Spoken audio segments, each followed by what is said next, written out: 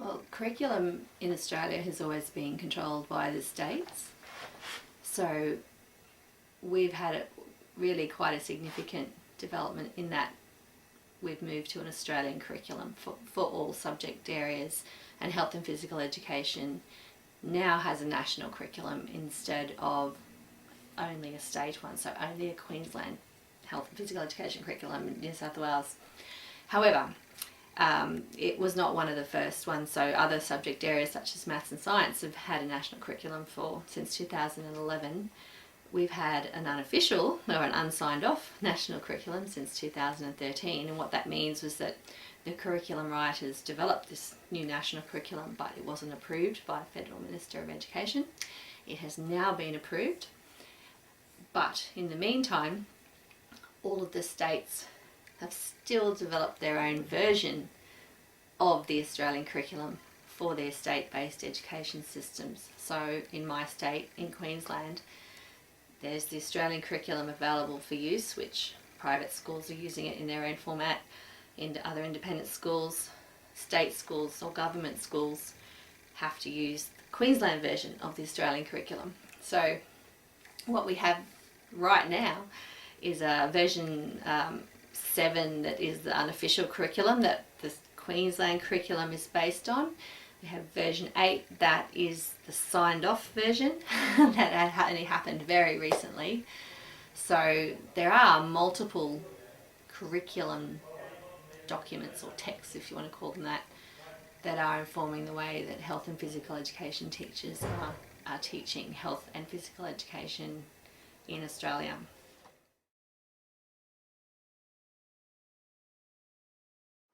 I use the word, well, you'll see HPE in this paper, because in Queensland, health and physical education has always been together as a junior subject, meaning from foundation year or grade 1 right through till, or originally right through to year 12, and then by year 2000 in Queensland they separated health education out as a senior subject and physical education. So only at senior level is health education a different subject to physical education.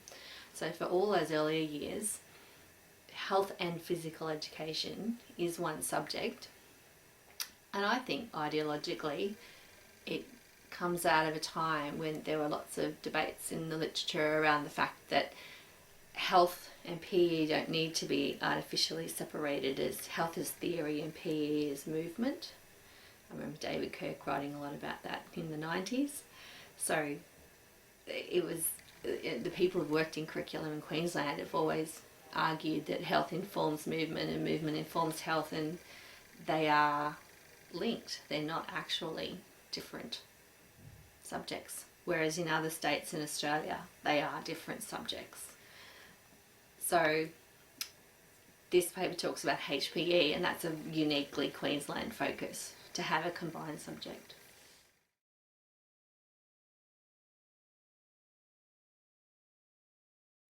Indigenous Australians is a phrase to mean Aboriginal peoples and Torres Strait Islanders. So Aboriginal peoples and Torres Strait Islanders are the original and continuous and ongoing inhabitants of Australia, who were the landowners and the nation there before English colonised Australia. So their connection to the land and their sovereignty over the land has remained unbroken since colonisation. Aboriginal peoples are a larger group of Indigenous people in Australia, and the whole group of Indigenous Australians is about 2.5% of the Australian population. And Torres Strait Islanders, who live in a very distinct, or who come from a very distinct geographic area of Australia, which is the very northern tip of Cape York of Queensland, and there's a body of water called the Torres Strait between the tip of Cape York and Papua New Guinea. And Torres Strait Islanders, that's their home, but more Torres Strait Islanders now actually live all over Australia and on the mainland. So at least 40,000 people claim identity as Torres Strait Islanders. So they're a very unique group within a very unique group of broadly Indigenous Australians.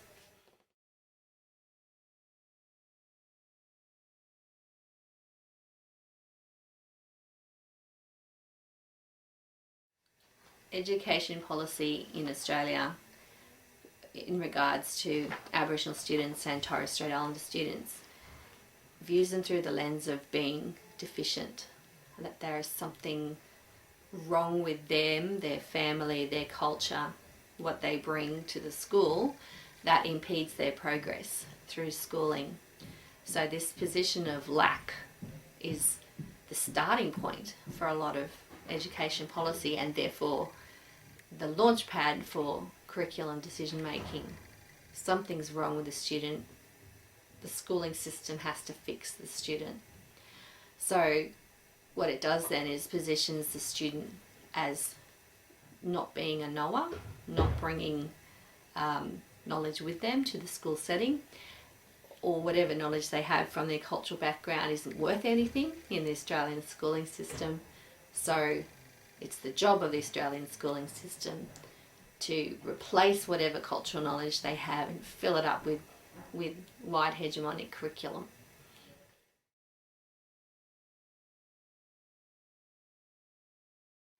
One of the things about doing research, whether you're a postgraduate student or a postdoctoral student or researcher, an early career researcher, is that an issue or a problem is really exciting, and then if you identify the people or the participants who are in the issue and the problem, and you have a site and you have an idea in your head about how you're going to go out to that site and you're going to collect all of this data that's going to reveal what's going on in the problem, and you're going to suggest how it can be resolved or fixed or improved, that's all really great. And you get out there and go, yes, I've collected all this data.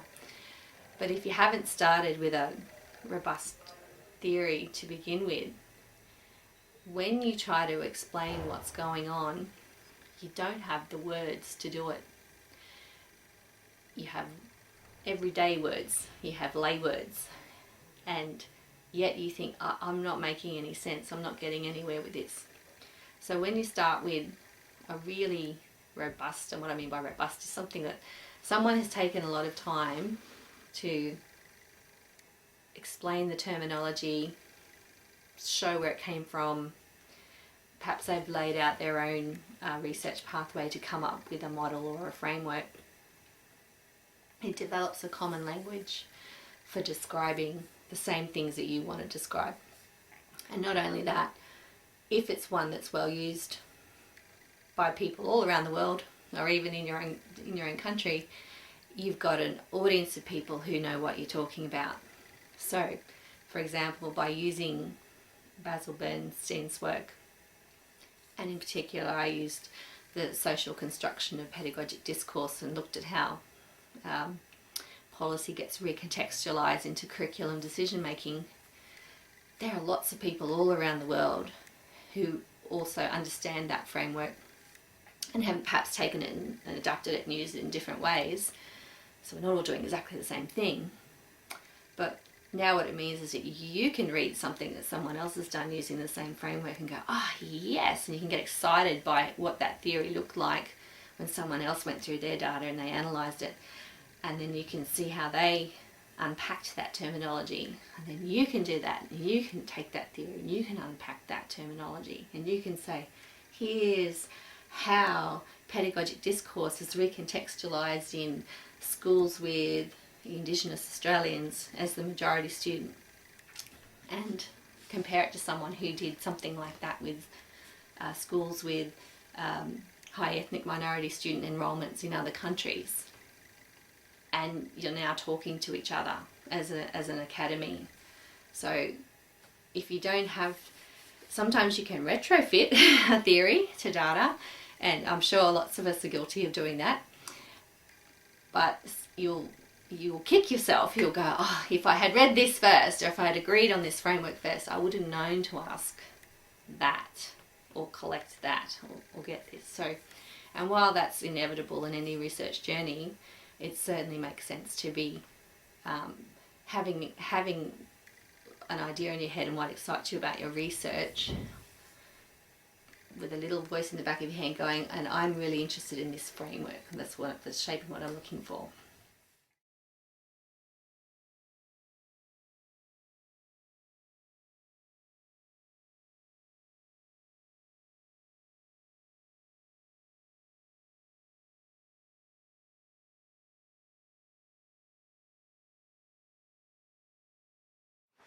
So one of the things I really liked about Bernstein's framework was that his attention to details, the micro-political and the things that happen right down on the ground level.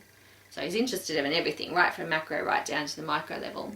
But what that does is reveal who those people are, so who the agents are and who the stakeholders are. So when you're working in Indigenous education and you have all this historical context around Indigenous people being excluded from having control and power and control over decision making, having a theory that helps you say, well, who should be having a stake, or who should have, and Bernstein's got a lovely quote about, parents are always at the heart of having should have a democratic stake in education. So that gives some names to the people and their roles that they should take in making curriculum decisions for Indigenous students. So going back to the idea of context, and that Aboriginal and Torres Strait Islander people should have control over decision making for their children, it needs then some theory around, well, what does that kind of look like? What does control look like? And there's a thing called the National Aboriginal Education Policy, or National Aboriginal and Torres Strait Islander Education Policy, that has these different levels of involvement and participation. So, and historically, Indigenous people have been consulted perhaps about education, but had no real control over it. So the framework that I ended up melding together from a number of different people who'd been doing work on school community partnership, is that Jim Heslop's model and Isabel Solomon's model, was to try and come up with almost like a continuum of how poorly or how well a school and the people within the school allow Indigenous people to have control over curriculum, virtually from not much at all, if at all, right through to having control over core learning, core curriculum outcomes. So Bernstein, I guess, provided again a language and an opportunity to think about, well, what would a theory that explains the amount of parental or community control over curriculum decision making look like? And that's why the theoretical framework for this paper had Bernstein plus school community partnership theory.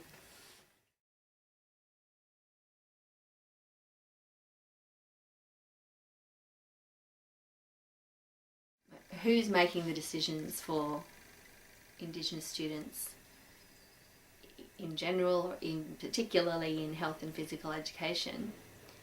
It's non-Indigenous people. Now, there are Indigenous curriculum writers and people employed in state education to assist schools with implementing curriculum for Indigenous students. And some people are involved at the level of writing units of work, but they're not writing HPE units of work either with Indigenous knowledge as in the curriculum or specifically for Indigenous students in mind. They're generally writing the health and physical education curriculum with a vision in their head of who's the student who's going to learn this, and invariably the vision of the student who's going to learn this is a white student. Like that's the person people picture in their mind when they're writing curriculum. So you have that hegemony of knowledge in HPE as much as in other areas. So power and control over curriculum decision making for Indigenous girls then is only going to come at the school level by the choices that the teachers make to recognise expert knowledge in different sites and to bring it into their decision making at a point in time, or whether it be at planning stages, whether it be at guest speaker invite somebody in stage, the point of delivery. It's usually not at the stage of evaluating and assessing student knowledge. Very little evidence of that. So, and again, the power and control rests with the teacher. And in Australian schools, teachers are not representative of that proportion of the population, which is 2.5%. It's less than 1% of teachers are Aboriginal and Torres Strait Islander. So, in 99% of cases, it's still going to be a non-Indigenous teacher making the decision to bring in expert knowledge from wherever, from community sources, from relationships with the school, to actually deliver curriculum or deliver the subject to students. So that absolutely rests with the non-Indigenous community.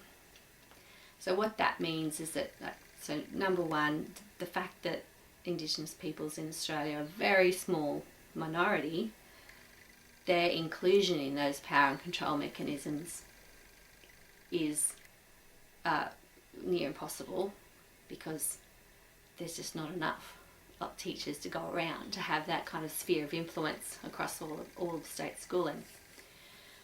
So they rely on policy support to bring non-Indigenous decision makers into partnership with them to make these decisions.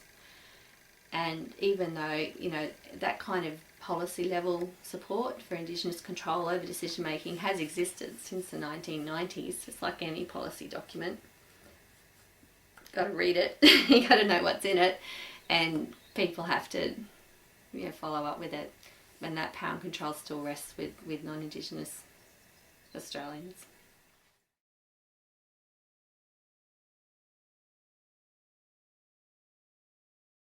I'm a non-Indigenous Australian, so I'm yet another white person coming in and looking at and trying really hard not to make Indigenous people the object of study. So a lot about what I tried to explain in my methodology was how a reciprocal and relational approach to doing the research was established with the people in the site. However, even as much as I might try to position myself as ally, as consultative or power sharing, participatory, I'm in charge of writing up and representing what I see, and then again, and representing it in a particular way by using the theory, by using Bernstein, for example, to talk about this is how decision making happens. So one of the things I did try to do with using that theoretical framework and what is in that paper was to show that your typical representation of how decision making might be made, if a white researcher comes in and talks to white teachers about how they make decisions for their students, would have only been half of that model would have been the left hand side, showing all the decision making happening within the school, happening from the education department down to the parents and the teachers. So it would have literally been half the story. And by having a relational approach to doing the research, I mean, I found out on the go that the health department had exactly the same councils and education staff, people in charge of developing learning experiences in health education for students that I hadn't considered, because I brought my teacher lens with me to the project. And because I had consultation, or had, I guess, protocols in place to talk to people, they told me, you need to speak to the health department as well, and you need their permission, or we won't speak to you. So, okay, I need permission. So I was forced to by that by allowing the community to have some control over my research design, to then see what I wouldn't have seen either. I would have presented half that model as a white researcher if I'd only worried about what the education thought about the delivery of health education for Torres Strait Islander girls. So you absolutely have the power and control to represent what you find in a particular way, which, you know, someone else might do differently. But that that research site was not freely available to just anybody. A school like that, which is remote and high population of Indigenous students, has got researchers trying to come in and look at them all the time. And they actually reject most applications for research. So in the year that I asked for, negotiated, and it took me a long time, like probably at least 9 months of building up to getting to the point of having permission to go there, they only approved 2 projects that whole year. So they wouldn't have let me in there if they didn't trust that the protocols that were being followed to even be there in the first place. So that, in a little bit, in a sense, is kind of weeds out poor research, in that they won't even let them in there in the first place.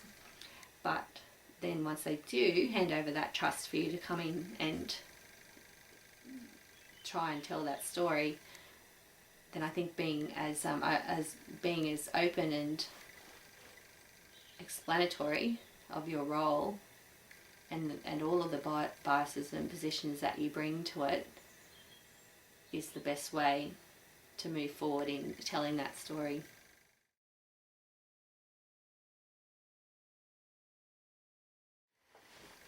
One of the things about, and the thing that you should be excited about by doing postgraduate study in physical education, so doing a master's degree or going on doing doctoral research, is that you've recognised that you have a need and a desire to learn more. So the best thing you can do is see this first stepping stone in postgraduate study is giving you a few more tools to go away and learn more and to keep learning. Not that, great, I've done it and I know everything now and I can be an expert and I can go in and I can assess everything and write it up and I know what I'm talking about. So while it's good to say, oh, I'm a bit more confident that I know what I'm talking about as a result of having done this study, I think the best thing you can take away is that you've just started scratching the surface now, and that you need to keep building upon that, to keep scratching the surface a little bit more about what you can learn, and then not only that, but how what you learn can help other people.